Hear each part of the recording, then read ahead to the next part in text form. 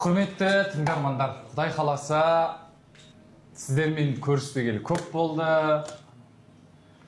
Бұйырса, менің осы жылы стадионда үлкен концертім өткелі жатыр.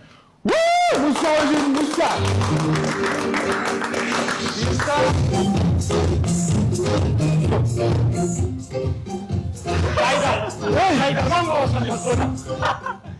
Ал, сіздерді бұйырса Алматы қаласына келетін студенттер және де қала қонақтары, тұрғындары, бізді көріп отқан барлық тыңдармандар сіздерді бұйырса Садрадин турдың осы жылы өтетінін хабарлап отырмын.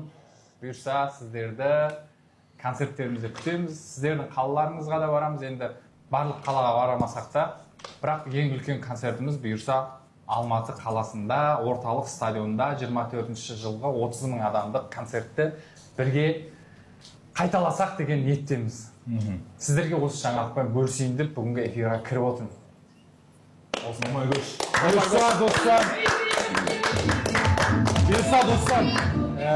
Бұйырса, Алматы қаласының жаңадан келген студенттеріне стадионның концерті болады қыркүйек айында. Дайындалыңыздар, қонақтар бола ма осы жыл?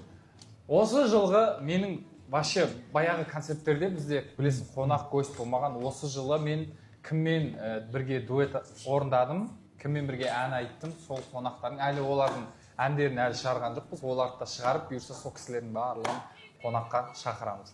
5 елден 5 үлкен әнші шақырғымыз келіп отыр. Келісіп қойдық. Вай 70 миллионға.